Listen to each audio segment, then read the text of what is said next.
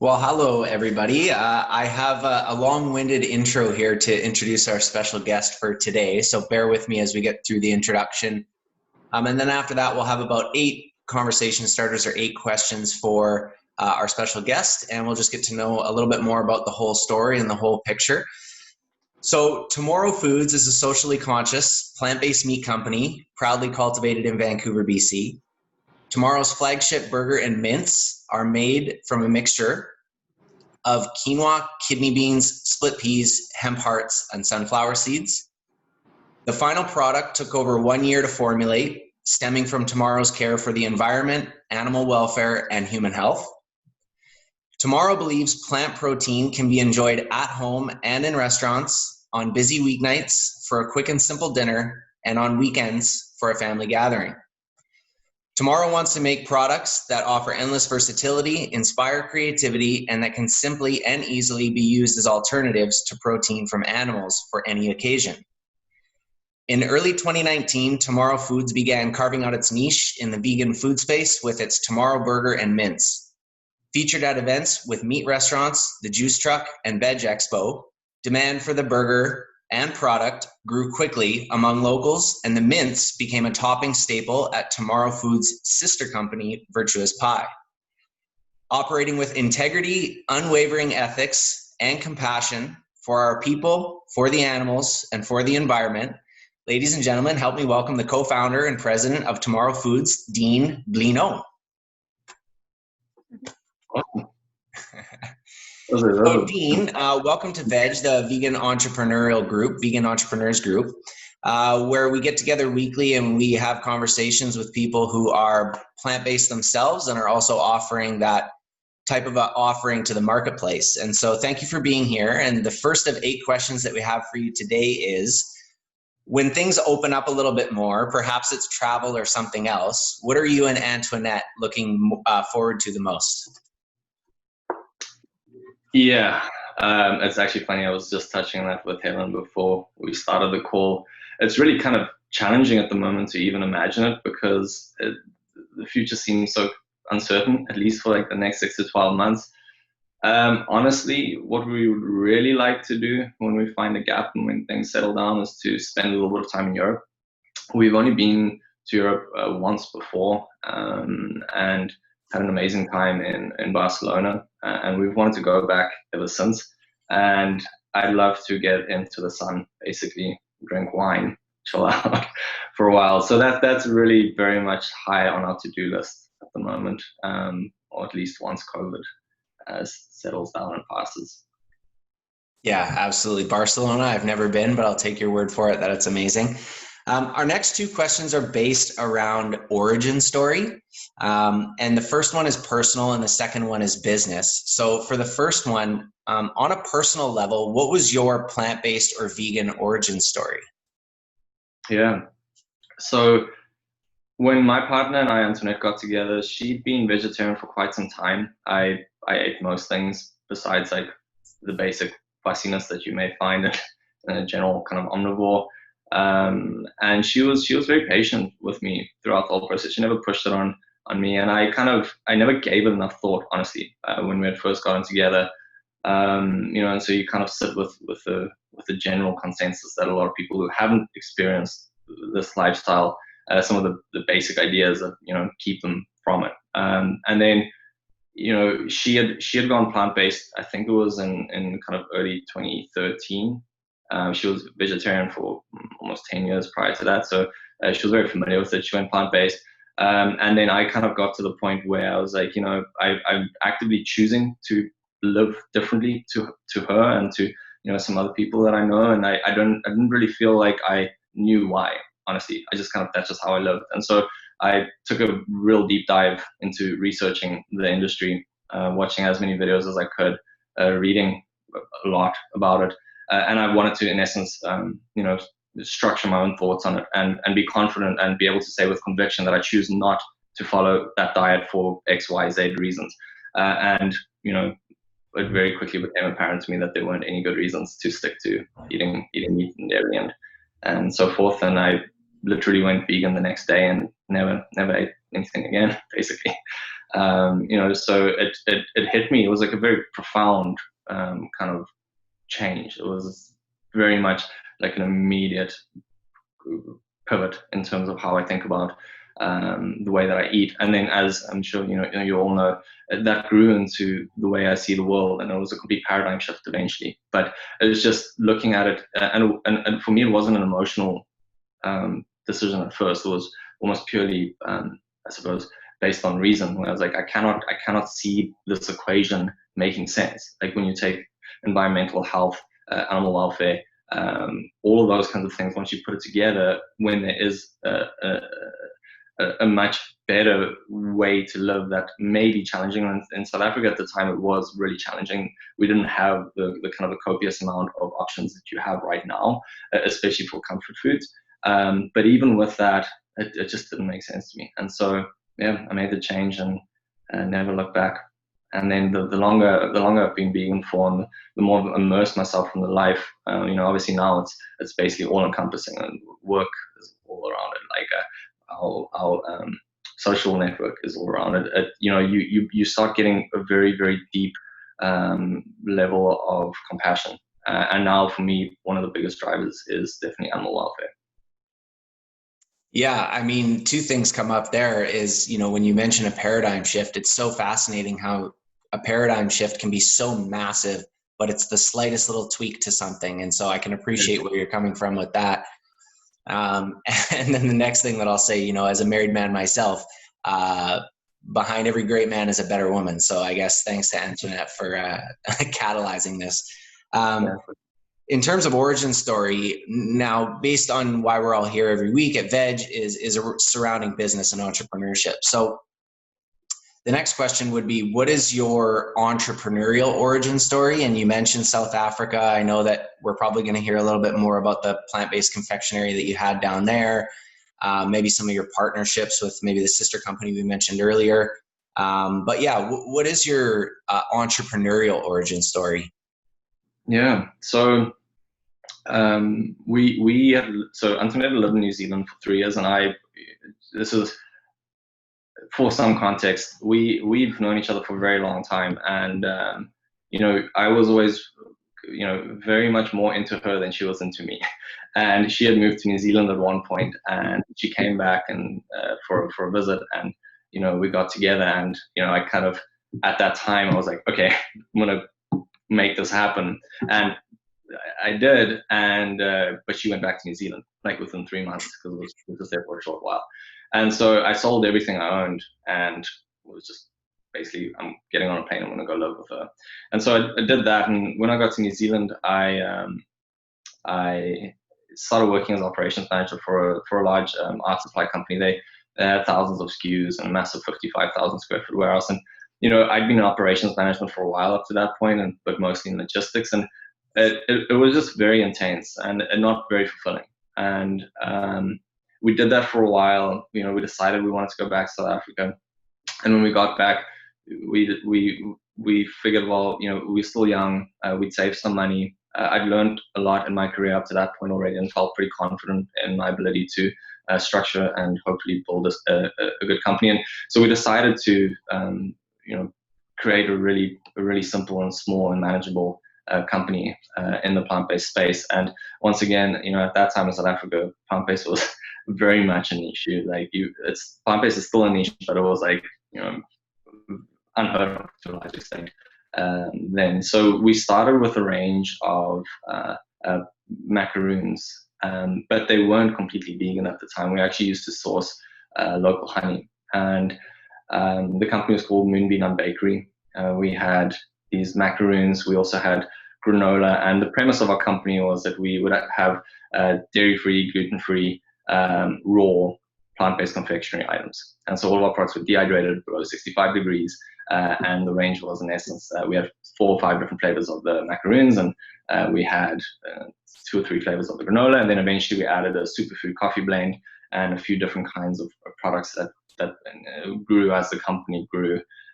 We started super, super small. Like it was literally done in our apartment. We'd had to cordon off an area from the cats and from everything to have like a food safe region. But basically our house became a factory. We had packaging all over, and we had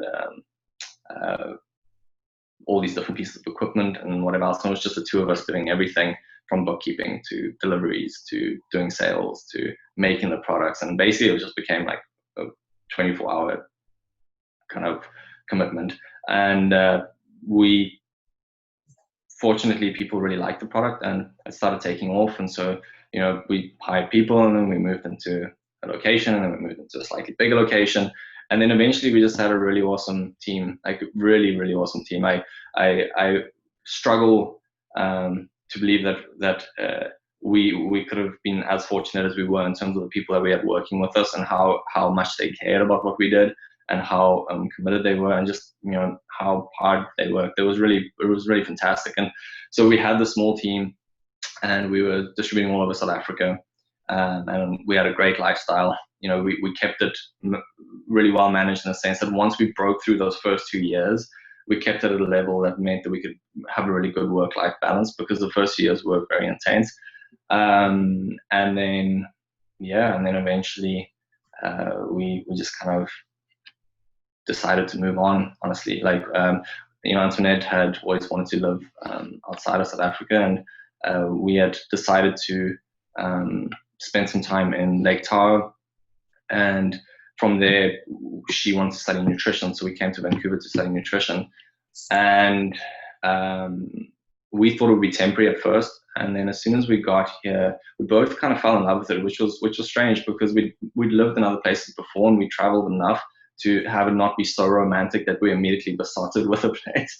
And there was something special about Vancouver, and she was really happy, and of course I'm really happy in the city. And this is where Virtuous Pie came in, because whilst we were here, I'd applied for a job with Virtuous Pie and got the role, started working there. And then the group, the Mullen family and their family office, they were and are involved in quite a few different companies, and the company invests and owns lots of different businesses. And so I very quickly, from Virtuous, started getting involved with the executive team in Virtuous, and then a few of the other companies that they work within. And, you know, just started, I suppose, building on that and building on what they were doing. Because, you know, obviously they share a lot of the same values, and they're passionate about some of the things, and they're really investing and applying resources quite heavily into companies that are quite impactful, and that will hopefully end up making a real difference.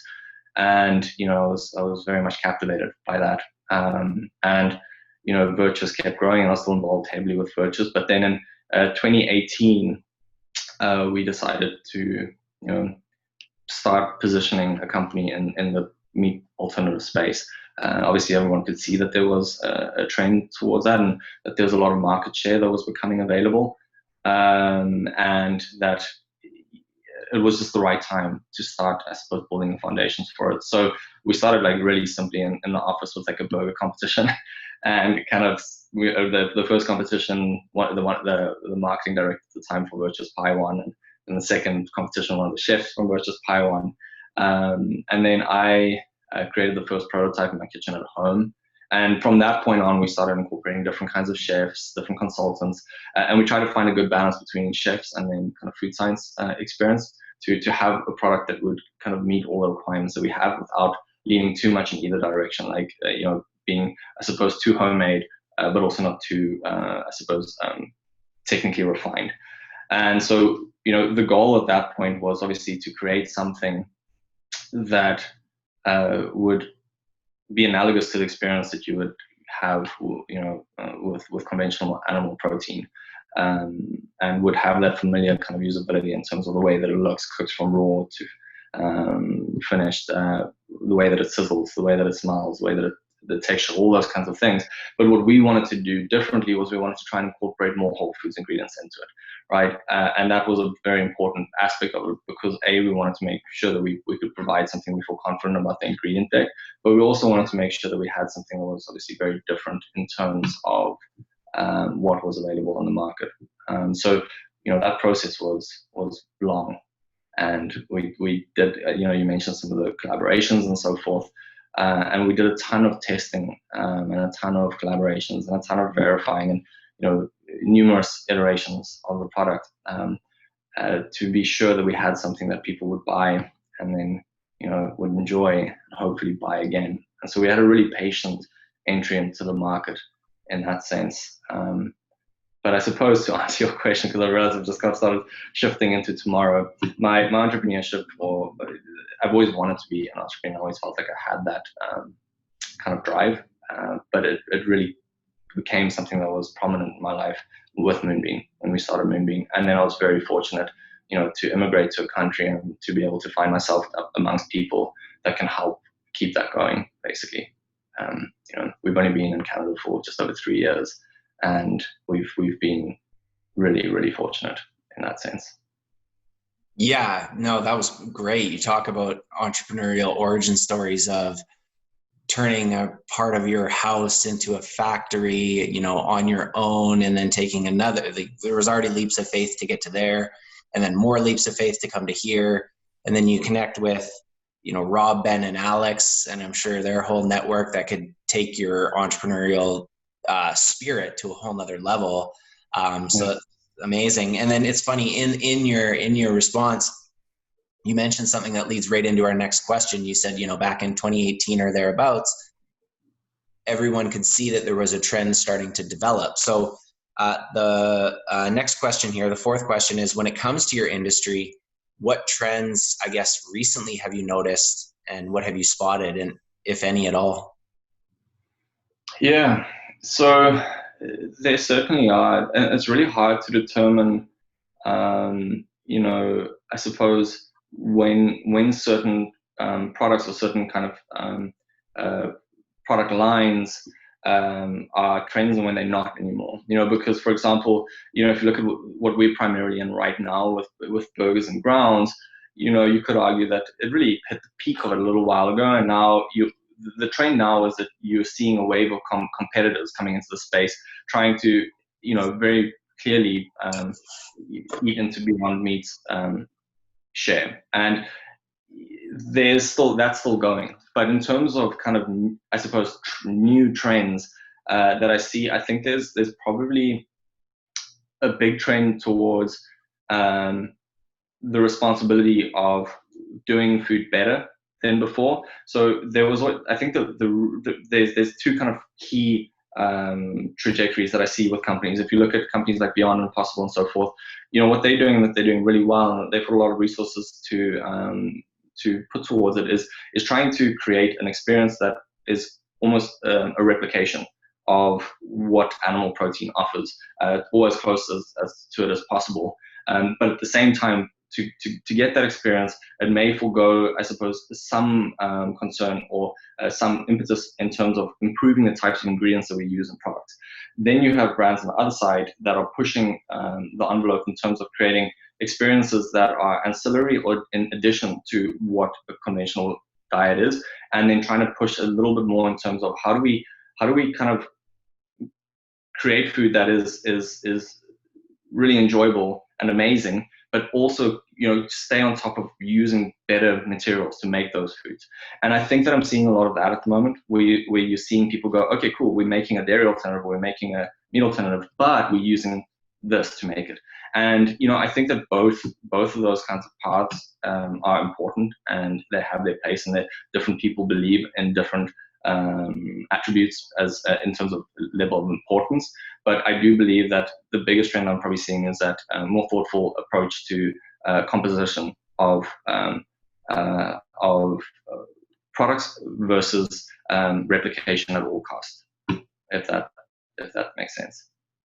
Absolutely makes sense. I'm sure to everybody here totally. Yeah, no, great.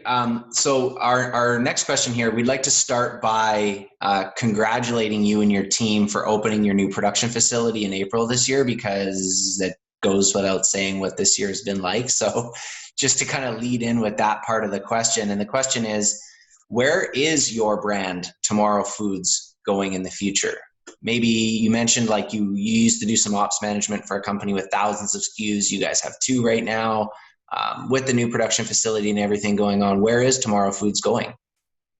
Yeah, so to lead into that, I think that for us and for other plant-based brands in the space now, we've got a really important responsibility that we carry in terms of what we put out there. And you've got a lot of people who are very interested and very curious about plant-based products at the moment. But the risk is always, if you offer a mediocre experience, you run the risk of actually putting somebody who could potentially be a big supporter of plant-based for years to come off of it by providing them with an average experience. And then they go, oh, well, it's kind of average. I thought it would be average. I'm going to stick to what I know. And so I say that because with our burgers and with our grounds, we took quite a long time to create it because we wanted to be sure that we had something that would do the industry justice. With products that we create next, we'll follow the same path. So we'll plan to grow and we'll plan to release more products, but we'll also always bear in mind that we have to do it only when we believe that it'll be doing the industry justice and it'll be providing or meeting and exceeding the expectations of our customers. So in saying that, it's a long way around for me to say this is what we plan, but it really very much depends on what kind of results we see in our testing. But our end goal is to build a brand where you'd find one of our products in every household. So it's pretty grand. We've got a very long way to go from where we are now to getting there.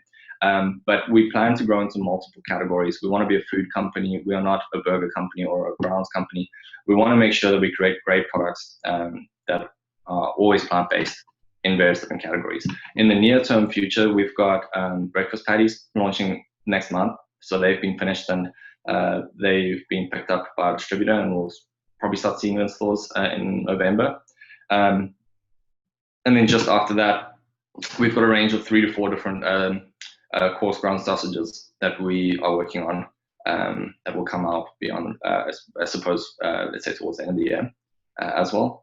And then we've got quite a few other interesting things that we're dabbling in, and I'll probably share more on that once we have a better idea of what's going to happen when. But we do plan to grow our range of SKUs fairly rapidly, as long as we can ensure that we keep exceeding expectations of our customers, and we do plan to grow into multiple categories.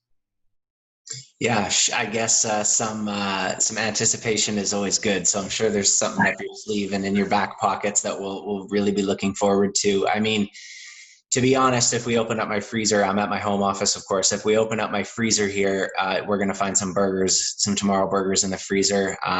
Brett, I'm one of those people that, I'm breakfast for dinner. Breakfast is the best meal of the day, every day, all day. So I can't look forward to the patty, sausage patties, breakfast patties. And I can appreciate your sentiment about like, where is your brand going? And it's like moving the needle and moving it effectively, like doing right by the whole movement as a whole. And because of that, I could imagine since 2018, fast forward all the way up until now, there was probably so much heavy lifting, and you've said it a couple times now, and it rings true in the way that I've seen you guys build, I guess, is your testing model and your testing levels to see what the appetite is like. And because of your ability to do that so much early on, I could imagine when you do hit that stride of being able to stack on furthermore SKUs, that they will come rapidly because you've dialed in what people really expect of that high caliber quality. So that's outstanding. We've mentioned a few of them, and this is always an interesting question we find when we ask our special guests, because sometimes it's brands we've heard of before, sometimes it's brands we have no idea existed. And this question is, what are some other, we'll get back into Tomorrow a little bit, but what are some other brands that you love and your team loves? Yeah, that is a good question. I tend to be quite biased in terms of I kind of have a love for most plant-based brands by default. If I had to think about any specifically, and this is what I said earlier too, we can gloss over it, no need to put you on the spot and single out anyone. So what I'm hearing from you is any companies that are plant-based and for the right cause and for the movement is, I'm sure, just like all of us, those are our favorite companies. Yeah, I've got a list, and I think it's just one of those things where sometimes it's like when something's also very obvious, you just can't collect. It's just that it won't come up. Maybe let me have it process in the background for a few minutes, and then I'll maybe come to a conclusion as to which is ones that really stand out to me. Absolutely. And at the end of this, we'll give you the floor to kind of close it down too. So that sounds good to us. This one we're also very interested in, and what I've been picking up on this is a lot to deal with mental health. So maybe some of your answers are going to surround yourself with this, but whether it's you, Antoinette, or your team or your advisors or whatnot, are there any podcasts, books, or apps that you guys do find yourself really gravitating towards? Yeah, it's a good question. I find that for me personally, what I've been trying to use effectively at times is Blinkist. Because I find that I want to develop myself in various different ways, but I personally at least found that a lot of the books tend to have like a few core messages, but then to be able to create a book that you can sell, there's a lot of in between, and the time it takes to kind of get through to the gems is sometimes challenging if you've got the kind of schedules that we have. So I found that Blinkist is actually really, really useful. They've got a range of books and they distill it into like 15 minutes. And, I listen to it in the car, because even podcasts, I love listening to podcasts. And there are a few that we've been listening to lately. Impact Theory is one. There's a guy called Tom Bull who's got some interesting ideas. I used to listen to Tim Ferriss a little bit as well. But I find that Blinkist to me is the most effective way of spending the time and absorbing really great messages, but only spending 15 minutes getting to that. I try to personally not absorb an excess amount of information, because bandwidth starts running quite low when you've got so many different things going on at all times, and you reach a point of mental fatigue where that information becomes burdensome more than something that you would effectively apply or that would actually enhance your ability to work or process information or think. So I try and take it in like really short bursts, and then in terms of just consuming information, I rather read at night, like read fiction, and just try and remove myself a little bit from some of the more intense pieces of life, basically. Amazing. Absolutely. Without giving away the farm here, and maybe not talking to other brands, maybe you will, maybe you won't, maybe you're going to be answering this question by kind of rallying your team and speaking to them or whatnot. But this last question here, the 8th question, is what is your advice for, your team or other brands as we plug away and plug through this challenging time? Yeah. So I think personally, I would probably say that it also ranges a little bit for industry. Like we're fortunate that we're in retail and grocery. So what I would suggest for any companies, I suppose, who are going through this right now, is to really hone in on understanding how to build a very lean business. How to be resourceful, how to ensure that you're prioritizing things in such a way that you're spending most of your time and your resources and your team's time and resources on things that are truly impactful, and not necessarily trying to do everything at once, because business is going to be tight for quite a while. The economy is, it's difficult to say where it's going to head, but one way or another, it can only be good for you to really focus on simplifying, being resourceful, being super lean, building a really good culture around that. And then when things move beyond this point and you can have that culture perpetuate, you will see a lot of gain from that regardless. But in the short term, it'll also probably help you just to get through this time without unnecessary burden or unnecessary stress, or without that kind of pressure of trying to figure everything out at once. And we've been needing to do a lot of that. We're in a really critical time of our lifespan for this company, and there's so much that we want to do, and there's so many exciting things. And we're fortunate to have a team that is incredibly committed and really great at growing, really great at evolving and improving and all of that. But the most important thing for us right now has just been that focus, like knowing how to pinpoint what is the most important for us over the next 12 months basically. We're not trying to think 3 years from now, 5 years from now. We know where we want to end up, but we're not trying to plan for all of that. We're literally just trying to plan for like 6 to 12 months, keep the team as small as possible, keep our focus on the most important aspects of what our business needs, and then put the rest aside for the time being. I think also just in terms of, the plant-based space, something that I would advise people on is to also understand that it's going to be really hard. There's a lot of excitement around the space, and there's a lot of people getting involved in it, and there's a lot of talk of the market share that will become available, but it's still a fairly small industry, and there's still a fairly small amount of market share compared to conventional industry, and you're going to have to work really hard. You're going to have to be really creative and really innovative, and do business really well to be one of the brands that makes it through this. There's a lot of brands that are getting into it, and it's really exciting and very cool to see. But I think that people underestimate, regardless of COVID, regardless of anything, that these are still businesses that have to operate like normal businesses. The train will not carry you. You'll need to be able to create a business that can go head on with conventional industry, and to do those things right as well. And I when I speak to a lot of people in the space, some people in the space, and especially people outside of the space, there's a little bit of an aura of, oh, plant-based is just huge. It's going to blow up. Everybody in plant-based is going to kill it. And I think that that's not really the case just yet. I think there's still a lot of hard work ahead for companies to make it through, and to really, be legacy brands that 10, 15, 20 years from now are the companies that, drive industry.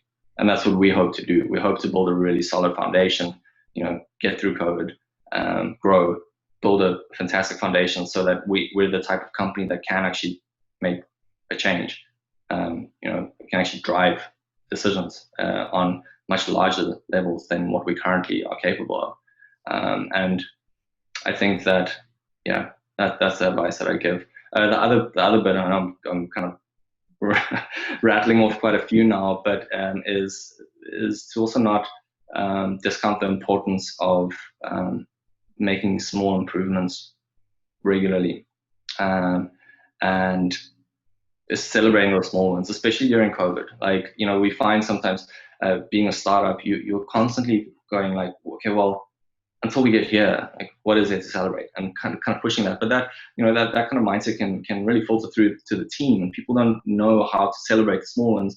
So people, A, don't feel like they're making that much progress, but B, you also stop kind of, continuously making little adjustments that make your company better, but also make people feel good. And I think in times like this, that's really important. So something that we do at the office is every week, every person has to list 3 wins or 3 small improvements that they made for the week.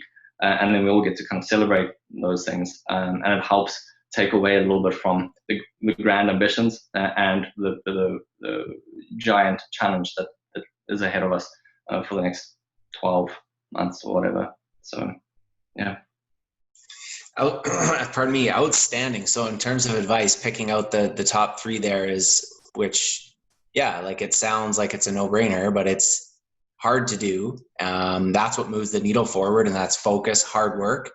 And a lot of people talk about celebrating the small wins to keep the momentum going. So that great answer. So Dean, we're very grateful to have you here today. We'd like to give you the floor to wrap up this conversation with, if there's any way we can help you, if you're hiring, anything at all, if there's anything that you want to kind of wrap up with, the floor is yours. Cool. Well, firstly, thank you very much for the time. It's really wonderful to be able to have this conversation, and for everyone who spent the last 35 minutes listening to me, thank you. In terms of, anywhere where I could see, potential symbiosis or so forth, one thing that we're really focusing on at the moment is how to improve our packaging. And so, I think that our business is there to make food products, but we want to do business as well as we can in every aspect of that. And so packaging is a big deal if you want to build a company that is truly kind of striving for sustainability. And we know that we can't do everything perfectly immediately. However, at this point in time, we do use a PET tray, and we want to be able to move away from that. But what we don't want to do is do something purely for the sake of, I suppose, customer perspective on our product or on the packaging. So we want to make sure that we're doing things that are actually better, if I can kind of distill it into something so simple. So we're looking at switching out our trays at the moment for sugarcane fiber, which is a byproduct of the sugar industry, but it also is something that can be recycled. We've looked at composting, and there's a few different things that we've looked at. But long story short, if anybody's got any kind of really good info or really good contacts, just in terms of understanding what is really going to be better, not just what seems better, that's something that would be really helpful for us at this point in time. I have put feelers out there, and I've spoken to some people, but this is really a priority for us at the moment. We're looking at a few options. I just want to make sure that we're making changes that are truly going to have an impact. In terms of hiring, we have one or two positions out at the moment. We had a position for a product development chef, and we had a position for marketing coordinator, which is being filled. But if you know of anybody that's super passionate about this industry, it's bright, it's got some great ideas, we would always love to be able to connect with those kinds of people. We understand that, one of the most important things for us to build a company that will really set itself apart will be having a superstar team. And if you know anybody that may be a superstar, please send them our way so we can connect with them. It may not be immediately, but at least we know, okay, we have these people that align with what we do and may want to join the team once that position becomes available. Like, obviously, we anticipate a lot of growth over the next 6 to 12 months, and so I'm sure there will be more positions that come up. But besides that, I don't really have anything else. Yeah, and that's the impetus for this vegan entrepreneurs group in Veg, is having an opportunity to have these conversations and connect with people who share the care for the environment, animal welfare, and human health, because then it's a no-brainer for us to have these people who we like, know, and care about as friends and entrepreneurs, keeping them top of mind for anything that we can hear about and just passing it all around. So you heard it, packaging, and somebody who might be wanting to join an all-star team. Well, listen, thank you for sharing your time with us today, Dean, and all the best to you and Antoinette and the whole Tomorrow Foods team. Thank you for all that you do. And for everybody listening, of course, you can find Tomorrow Foods on the web at tomorrowfoods.com and on Instagram at Tomorrow Foods. Dean, thank you so much. Take care. Well, thank you. Cheers.